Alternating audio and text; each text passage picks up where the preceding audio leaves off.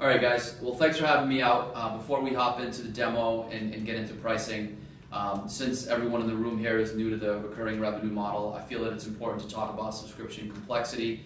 And if we do partner, sort of some of the things that you'll never have to deal with, because we're going to help kind of guide you through that. But I think it's important to understand the value of what we're bringing to the table and some of the things that we're going to be helping you with.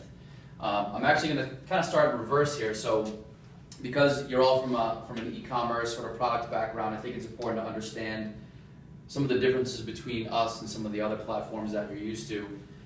And one of the key differences is, the products that you've been used to in the past are all SKU based, and I think that's important to point out. In addition to that, they're all based on singular products.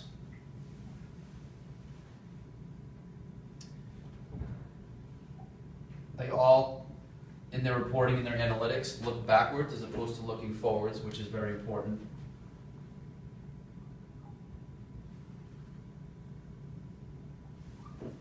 And they're all based on low volume. So purchase a product, ship a product, pay for a product, and you're done. And I'll go over how Zuora kind of remedies that towards the end. But typically when companies approach us, it's because they have a billing problem. You either have a billing problem or you don't. And really what we find is there's really 7 catalysts behind that, because the billing problem isn't necessarily the problem. It's usually the effect. The cause is typically one of 7 key areas.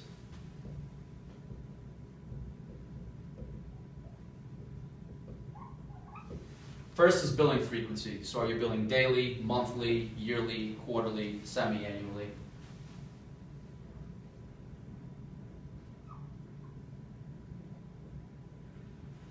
So add-ons. So if you have, say, a gold or a silver package or a bronze package, are you adding on different components so you can sort of a la carte that menu?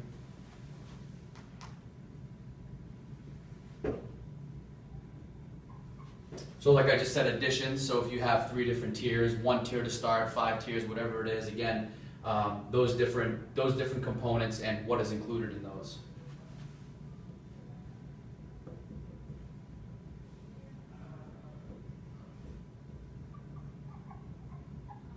The next 2 sort of go hand in hand. So if you look at tiers, what we're talking about there is either a usage base or a user base. So if you have, say, 1 to 10 users, then you move, say, to 11 to 20, that would be your tiers, and then overages. So how do you account for that overage? If you have somebody who signed up for 1 to 10 users, how do you account for number 11? Do you charge them for 1, or do you charge them for the entire suite of 11 to 20?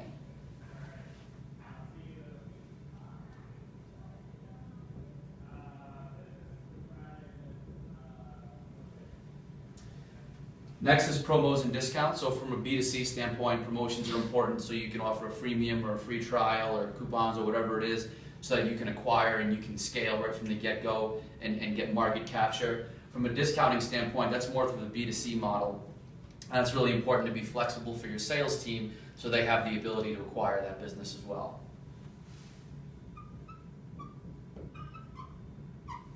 So last and not least is international. So just think about the complexities that can come with going to a different country. Now think about if you move to 2 different countries tomorrow, add all of these complexities, add them internationally, and we'll go over a little bit of that, but think about the taxation and the multiple currencies and sort of the complications that can cause.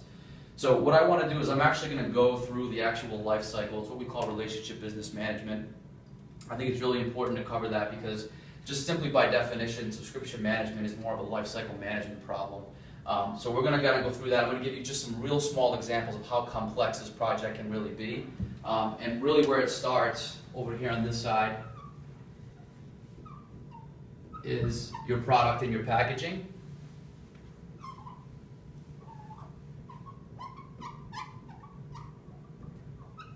And you've got your sales and your subscriptions.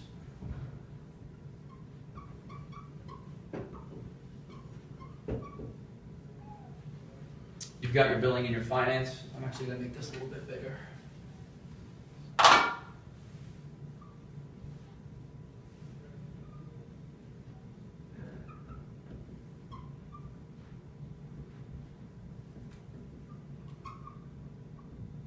And then you've got your analytics, which is obviously important to your CEO and CFO. So let's just say you open your doors today and you guys wanted to start a product, simple enough, $10 a month. Your sales team, feet to the street, They're out there, they start selling. It's an easy process. They sell to their customers, whether it's via your website or sales assisted. You start acquiring customers. Start recognizing the revenue. Your billing and finance team is in place.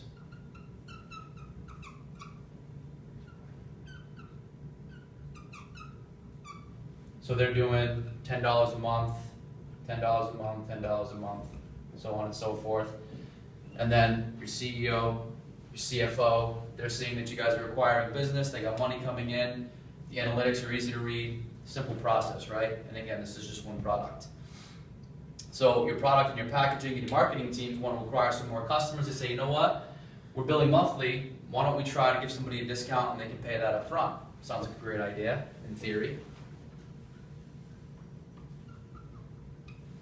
So they start the product out at $100 a year in addition to the $10 a month. Sales team starts out new pricing. They're landing happy customers. Now, this is where you might have to run into some issues downstream. So far everything's great. We're making more money. But now your billing and your finance is now seeing a different billing of now $8 a month. So there's your first piece of complexity. And up at the top here, you've got your current customers who are paying $10 a month, they're paying more. Well, now they're unhappy.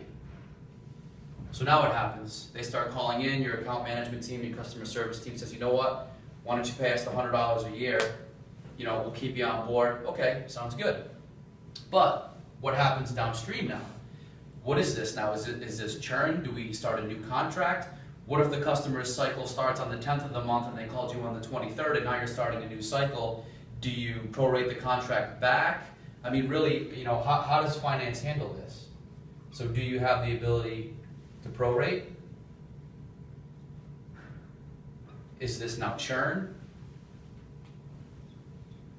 Is this, if it's churn, is it now new business? Are we bringing on new customers? How does that work? Now, from the CEO and CFO side, what they're seeing is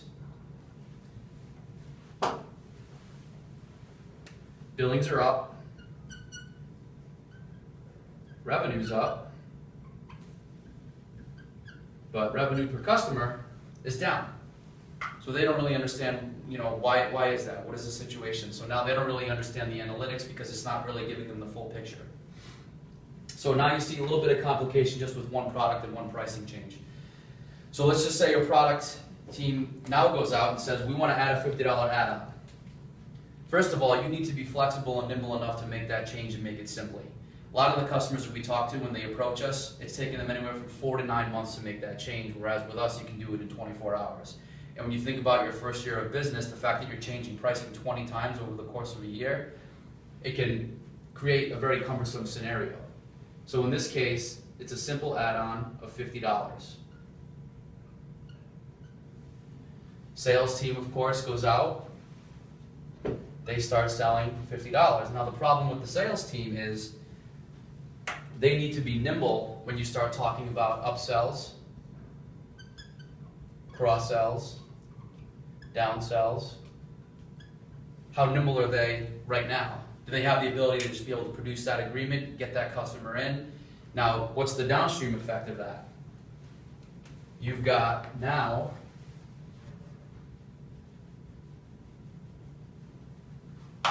two sets of billing going out, right? Because I'm upselling my current customers. The problem is again, we think about a customer who's maybe their cycle starts on the 2nd of the month. I upsell them on the 13th of the month. Now what do? Do we again go back? Is there proration? Do we run those side by side? Do we send them 2 bills? And I'm sure you guys all know if you start getting 2 bills, you're getting billed twice a month. It just creates some confusion. It creates more unhappy customers, which in turn creates some churn. It creates more frustration on the billing and finance side because they're not understanding, how do I recognize this revenue properly? Do I give the customer money back? Do I start them on their original cycle? How is this operating? So RevRec is now an issue. And again, the reporting over here now is all skewed.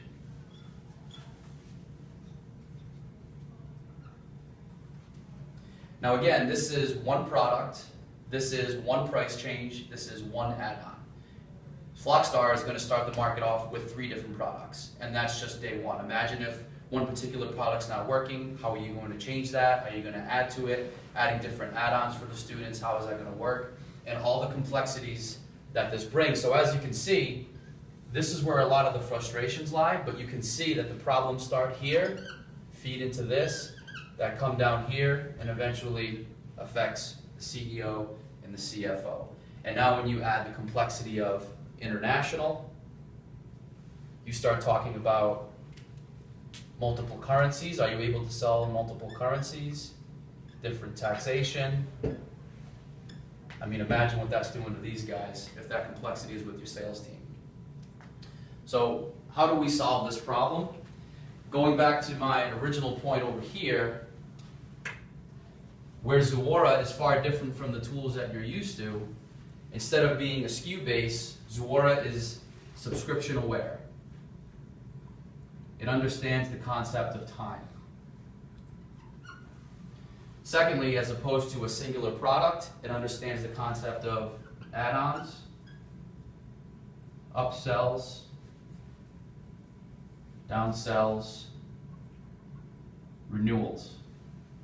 And as opposed to looking back at reporting, it's forward-looking to give you the information of not how do we look today, but also how are we going to look going forward, what are our books going to look like. And that's the heartbeat of a recurring revenue model. And as opposed to low volume, you talk about the ability to be B2C, B2B, B2Any.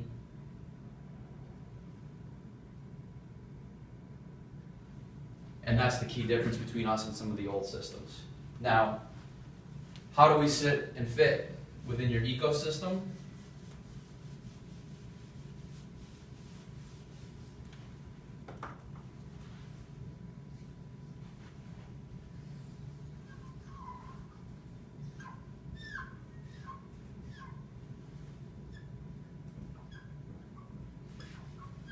First is we're going to have a relationship with your CRM, and that's important because it's going to give your sales team and your front office access to what's going on in the back office. So what does the customer own? What's the most recent transaction? What does their payments schedule look like? Is there any kind of receivables that's due before I go into maybe a reach out or a call or a visit with the customer?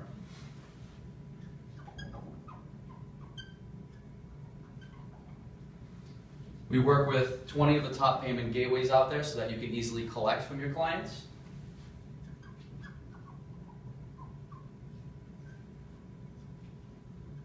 Work with your website, so we'll be able to give and host pages for you that you can collect those payments in a PCI Level 1 compliant way so that you're very compliant with the information that you're gathering. So we're also GL agnostic. What I mean by that is we will act as your sub-ledger and have the ability to pull out your journal entries and then push those into your GL for you. And then finally, the ability to provision so that the changes that your customer makes either on your site or you make in your CRM are visible to the client as well. And that's how we sit in your ecosystem.